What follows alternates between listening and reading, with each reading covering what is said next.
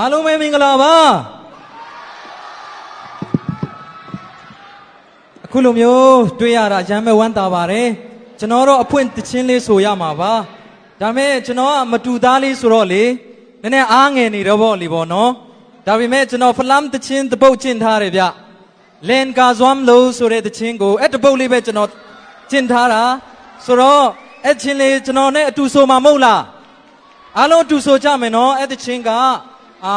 ကျွန်တော်တေးရေးဆရာကြီးစလိုင်းစွန်ကျဲဦးရေးတဲ့တခြင်းဖြစ်တယ်ကျွန်တော် classical တခြင်းဟောင်းလေးအရန်ကောင်းတဲ့တခြင်းလေးဖြစ်တယ်ကျွန်တော်ဒေတာတွေကိုလွမ်းဆွတ်စေတဲ့တခြင်းမျိုးလည်းဖြစ်ပါတယ်ကျွန်တော်မျိုးမှားရှိလဲကျွန်တော်ကိုခွင့်လွှတ်နားလေပေးကြပါကျွန်တော်နဲ့အတူဆိုပေးကြပါလို့မေတ္တာရပ်ခံချင်ပါတယ်လန်ကာဇွမ်လို့ဖြစ်ပါတယ်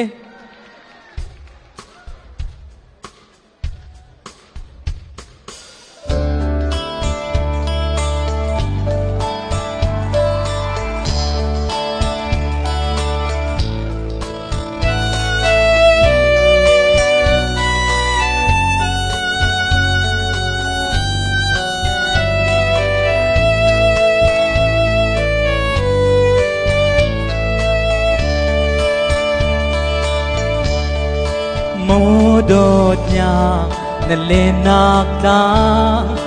hay choàn lang thal bao tin tê đang sang lại ròn mít mây thôn lên na lên nghe bông va tê đã ròn cha la nên lên na cần lại ròn na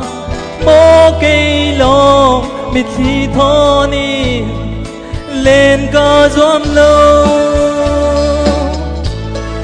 hay choan lang nan lên nát đam mít mấy ăn dê mô phình lệ ta mô can lại đồn tăng sang phi dê la lê nghe nan lên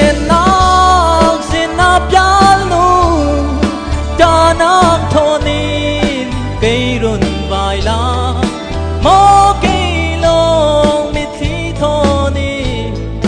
lên có gióm lô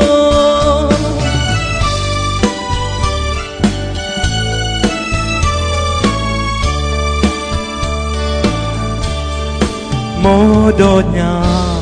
hay choan về lô cần xem na cần lại ròn khoa đang sang lại ròn mít mây thon lên ca doam lâu lưng lên thuần ra kịp thon run vai lang tăng bốc ròn tia mô cây lông mít thi thon mô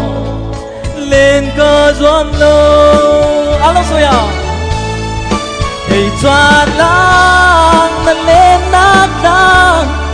mít mấy ăn rêu mô phình lệ ta mô can lại đồn tăng sang thi dì la lê nghe nan lên nát xin áp đá lu cho nắng thôn in cây run vài la mô cơ gióm lô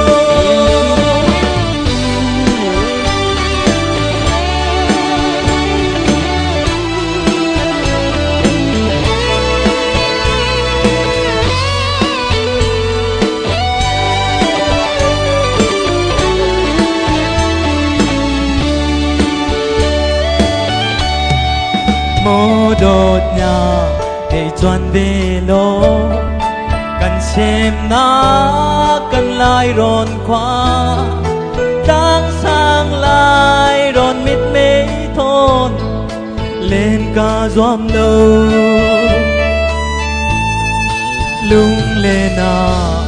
con ra kịp thôn run vai lang tăng bốc ròn tia mô cây lông mít thi thôn mô lên ca doam lâu alo soya Hey chua long là lên nát ra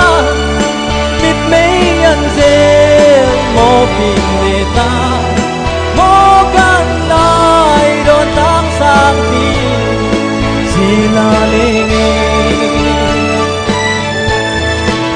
lên nát sẽ nát chán nu cha nát thô đi cây rừng bài la mô cây lô mịt khi thô đi lên có doang lô nào sống tu soi ảo để choa lang là lên nát ra mịt mấy ăn dê mô thì lệ ta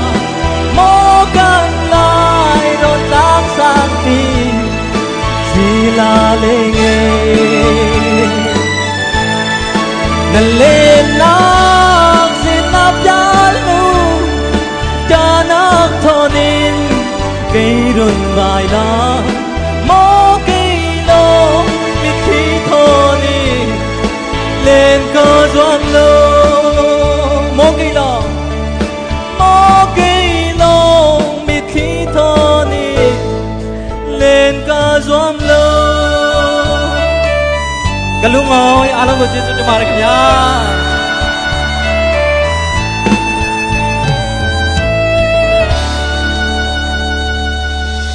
Zainab